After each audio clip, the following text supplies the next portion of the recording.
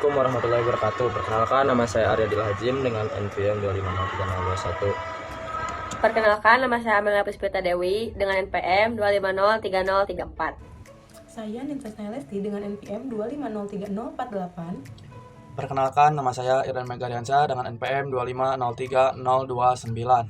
Perkenalkan, nama saya Fajar Fauji dengan NPM 2503027. Perkenalkan, nama saya Farid Alparian dengan NIM 2503023.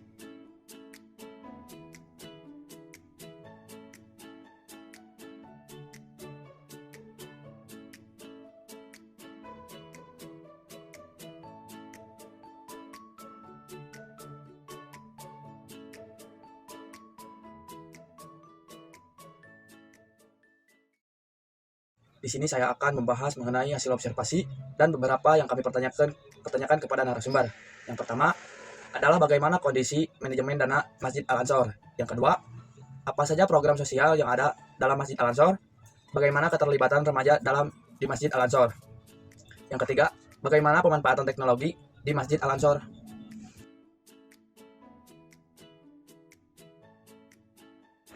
Untuk manajemen dana Masjid Al-Ansor, narasumber atau Pak Andri menjelaskan bahwa pengelolaan dan penyaluran dana masjid sejauh ini tidak mengalami kendala yang berarti. Namun, tantangan utama yang dihadapi adalah pada sisi pemasukan dana karena sulitnya mencari sumber dana yang stabil. Akibat keterbatasan dana tersebut, beberapa program kajian rutin di Masjid Al-Ansor dalam beberapa bulan terakhir tidak dapat berjalan secara optimal. Selain itu, kekurangan dana juga menjadi hambatan dalam pelaksanaan pembangunan, renovasi maupun perbaikan bangunan masjid.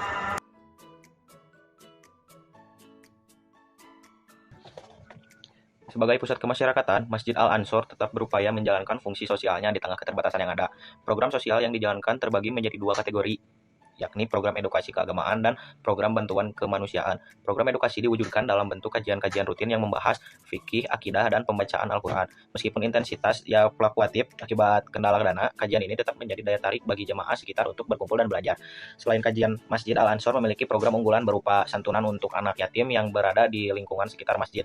Program ini menunjukkan bahwa masjid tidak hanya berfungsi sebagai tempat ibadah ritual, tetapi juga sebagai lembaga filantropi Islam yang berusaha menjaga kesejahteraan sosial. Penulis mengamati bahwa koordinasi program santunan ini melibatkan pendataan yang cukup baik untuk memastikan bantuan jatuh kepada pihak yang benar-benar membutuhkan, sehingga menciptakan hubungan harmonis antara masjid dengan warga sekitar.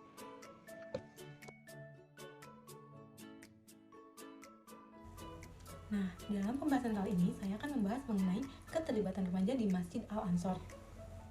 Nah, dan ternyata di Masjid Al-Ansor ini sudah atau telah berjalan suatu organisasi, yaitu organisasi remaja Masjid Al-Ansor, di mana remaja-remaja ini menjadi penggerak atau menjadi suatu penggerak sebuah kegiatan yang ada di Masjid Al-Ansor. Tetapi menurut keterangan dari Ketua DKM, ada pula keterlibatan remaja dari luar, yaitu dari pesantren Al-Falah, dari Kampung Madinah, dari Jawa Timur. Nah, mereka itu sekitar 3 bulan yang lalu mereka menetap di Masjid Al-Ansor dan menerlibatkan diri selama 1 minggu. Jadi, remaja-remaja dari luar ini atau remaja dari pesantren Al-Fatah menerlibatkan diri selama 1 minggu di Masjid Al-Ansor dan membantu segala kegiatan atau proses yang terjadi di Masjid Al-Ansor.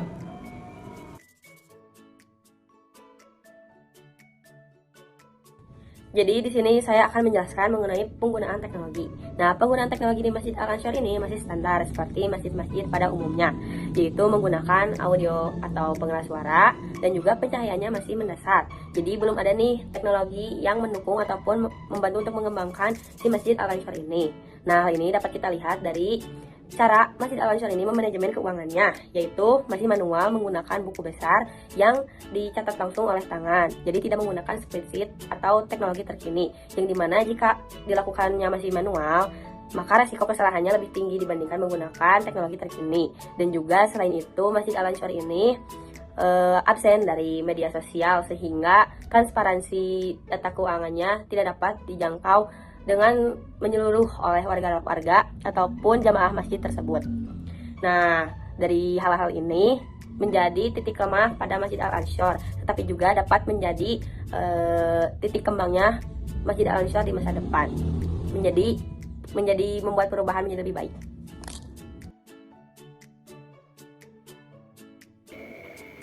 Nah, kesimpulan berdasarkan hasil observasi mengenai manajemen pendanaan di Masjid Al-Ansor, disimpulkan bahwa permasalahan utama yang dihadapi adalah keterbatasan dana akibat sulitnya mencari sumber pemasok yang stabil. Meskipun pengelola dan penyalur dana tidak mengalami kendala, berarti keterbatasan ini didampakkan pada tidak operasionalnya program kajian rutin serta terlambatnya proses pembangunan dan renovasi masjid. Di sisi lain, masjid ini telah menjalankan fungsi sosial melalui program santunan anak yatim dan berhasil melibatkan generasi muda melalui organisasi remaja Masjid Al-Ansor, serta terbukanya terhadap kunjungan pihak luar seperti pesantren. Namun dapat aspek operasional Masjid Al-Ansor belum mengadopsi teknologi modern dan masih bergantung pada sistem manual, terutama dalam pencatatan keuangan yang masih dilakukan dengan tertulis. Oke, sekian penjelasan dari saya. Sekian, terima kasih.